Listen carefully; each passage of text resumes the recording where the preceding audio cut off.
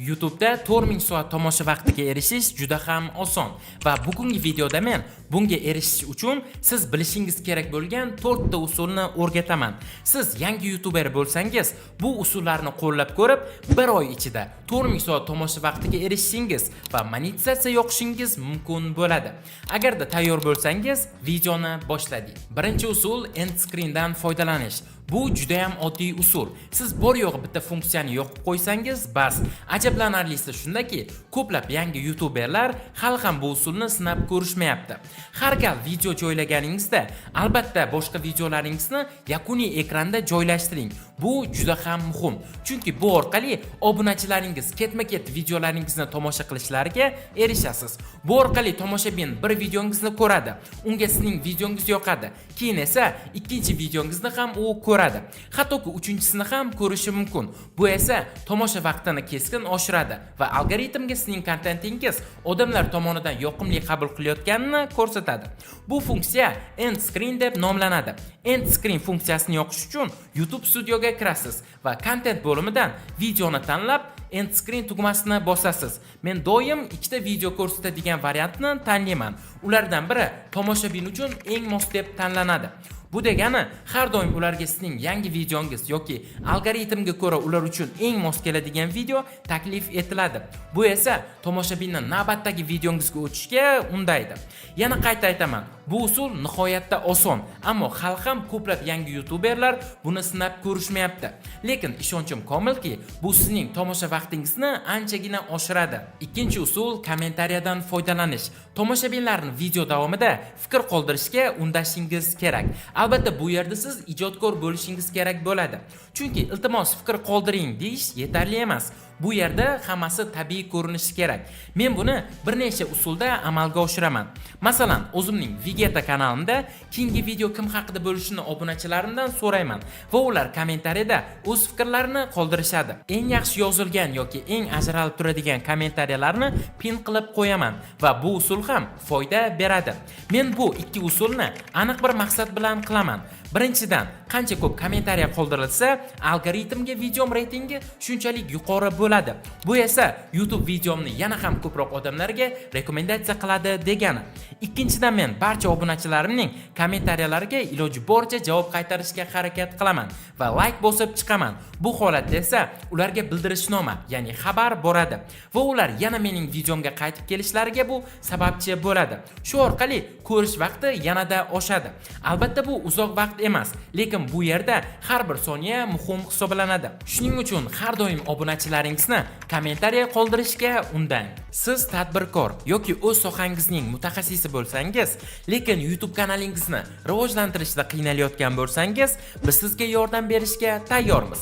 Biz jamoamiz bilan hozirda 10 dan ortiq YouTube kanallarini yuritib kelyapmiz va bu borada sizga ham yordam berishimiz mumkin. Biz sizning kanalingiz uchun bir oylik kontent rejasi tuzamiz, ssenariy yozamiz, videolaringizni montaj qilamiz, dizayn tayyorlaymiz. YouTube uchun to'liq optimizatsiya qilib, videoni YouTube ga joylaymiz.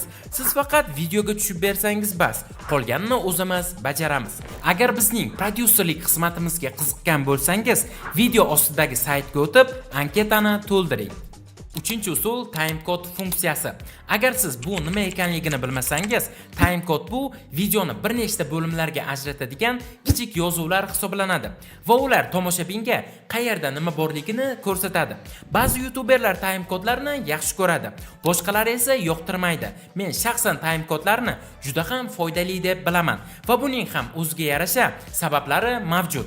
Oxirgi marta siz biror video ochib, uni biroz ko'rib, zerikib chiqib ketganligingizni eslang. Bunga ikkita sabab bo'lgan bo'lishi mumkin. Birinchidan, videosini qiziqtirmagan, ikkinchidan, asosiy qiziqarli joyiga yetmasdan chiqib ketgansiz. Mana shunday paytda timecodelar juda foydali bo'ladi. Chunki siz masalan 20 daqiqalik video tayyorlagan bo'lsangiz, tomoshabinlar har bir soniyasidan zavq ola olmaydi. Ba'zi qismlar albatta zerikarli bo'lishi mumkin. Shaxsan o'zim faqatgina 8 daqiqadan ortiq bo'lgan videolarga timecodelar ishlataman. Chunki undan qisqa videolarga timecodelar ishlatish tomosha vaqtini qisqartirib yuborishi mumkin va sizga ham aynan shu maslahatni beraman. Timecodelar bo'lmasa, tomoshabin zerikkan zahoti chiqib ketadi. Ammo agar timecodelar bo'lsa, ular ular chiqib ketish o'rniga navbatdagi bo'limga o'tishni tanlaydi. Ehtimol ular keyingi bo'limni qiziqarli deb topsa, videoni tomosha qilishda davom etadi. Bu esa sizning tomosha vaqtingizni oshiradi va chiqib ketishlar sonini kamaytiradi. 4-usul playlist.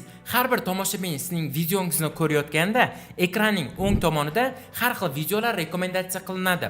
Tomoshabin sizning videongizni ko'rib bo'lganida yoki zerikkanida rekomendatsiyadagi videolarni ko'rib, boshqa kanallarga o'tib ketadi. Bu esa siz uchun yo'qotilgan tomoshabinni anglatadi. Ammo bitta funksiya yordamida sizning boshqa videolaringiz rekomendatsiya qilinishi mumkin. Bu esa tomoshabinning aynan sizning boshqa videolaringizni bosib ko'rish ehtimolini oshiradi.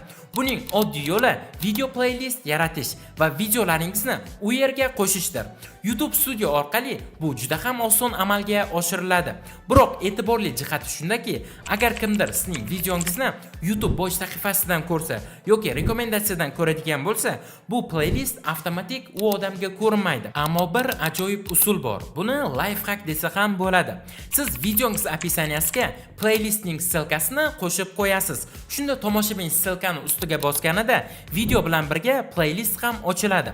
Tomoshabin sizning boshqa videolaringizni yon panelda ko'radi va ularga o'tish ehtimoli ortadi. Shunday qilib, siz tomoshabinni playlistga o'tkazasiz, hatto u buni bilmasa ham. Albatta, bu usullar sizga bir kechada 4000 soat olib kelmaydi, lekin vaqt o'tishi bilan muntazam video yuklasangiz, bu sizga juda katta yordam beradi. Keyingi videongizni yuklashdan oldin bu 4 narsani bajaring va albatta sizda sezilarli o'zgarishlar bo'ladi. Ushbu usullar orqali siz nafaqat 4000 soat, balki bundan tashqari siz minglab obunachilarga va kelajakda katta daromadga ham erishishingiz mumkin. Shunchaki boshlang va harakatni to'xtatmang. Videoni tomosha qilganingiz uchun katta rahmat. Umid qilamanki, siz foydali narsa o'rgandingiz. Albatta, o'z fikringizni kommentariyalarda qoldiring. Videoga like bosib, kanalga obuna bo'lishni unutmang. Keyingi videolarda ko'rishguncha, xayr.